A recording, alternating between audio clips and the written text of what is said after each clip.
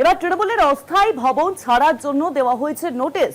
সূত্র মারফত খবর, নোটিশ দিলেন বাড়ির মালিক মন্টু সাহা। আগামী 2 মাসের মধ্যে খালি করে দেওয়ার জন্য ইতিমধ্যেই নোটিশ দেওয়া হয়েছে মালিকের তরফে। তৃণমূল সূত্রে খবর, পুজোর আগেই নতুন ভবনে স্থানান্তরিত হবে। জানাবেন এ বিষয়ে ফোন লাইনের সঙ্গে রয়েছেন প্রতিনিধি দেবাশিস সেনগুপ্ত। দেবাশিস দা, দেখো, রাজ্যে পালা বদল হয়েছে। পালা বদলের পাশাপাশি দেখা গেছে যে প্রাক্তন শাসক দল তৃণমূল কংগ্রেস, যারা 14 বছর ধরে রাজ্য শাসন করেছে, তাদের বিভিন্ন নেতৃত্বকে বিভিন্ন ভাবে বর্তমান যে শাসক দল তারা গ্রেপ্তার করছে, পুরোনো কোনো মামলায় গ্রেপ্তার করা হচ্ছে। এরকম যখন পরিস্থিতি, সেই জায়গায় দাঁড়িয়ে কিন্তু কিছু ছাড়ছে না তৃণমূল কংগ্রেসকে বিতর্ক।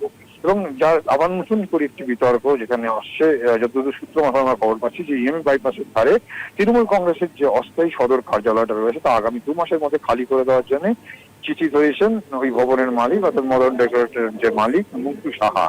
এবং আগামী 2 মাসের মধ্যে ওই ঘর ফাঁকা করে দেওয়ার জন্য তিনি চিঠি দিয়েছেন, এমনটা কিন্তু সূত্র মারফত জানা যাচ্ছে।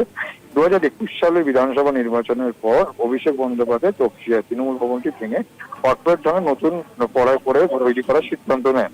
তখনই মমতা বন্দ্যোপাধ্যায় অত্যন্ত প্রিয় পাত্র মন্টু সাহার বাড়ির ঠিকানায় তৃণমূলের অস্থায়ী অফিস চালু হয় এবং যেখানে 2 বছর সময় নিয়েছিল, এমনটাই কিন্তু সূত্র মারফত যে 2 বছর তারা এই 2 বছরের মধ্যে সরে যাবে। যদিও তৃণমূল কংগ্রেসের পক্ষ থেকে জয়প্রকাশ মজুমদার মুখপাত্র যেটা জানিয়েছেন যে তাদের বহু আগেই চলে যাওয়ার কথা ছিল, গত পুজোর আগেই চলে যাওয়ার কথা ছিল, কিন্তু বিভিন্ন কারণে তার দেরি হয়েছে। যদিও এর তিনি আশা প্রকাশ করেছেন যে আগামী পুজোর আগেই, মানে সম্প্রতি যে পুজো আসছে সেই পুজোর আগেই, অর্থাৎ 2026-এ পুজোর আগেই তারা কিন্তু তাদের এই পুরনো ভবন যেখানে ছিল সেখানে তারা স্থানান্তরিত হয়ে যাবে। অর্থাৎ অস্থায়ীভাবে 2 বছরের জন্য এই ঘরটি নির্মাণ হওয়ার, পুরোনো ঘর জায়গায় নির্মাণ হবে, সেই জন্যই তারা অস্থায়ী হয়ে এসেছিল।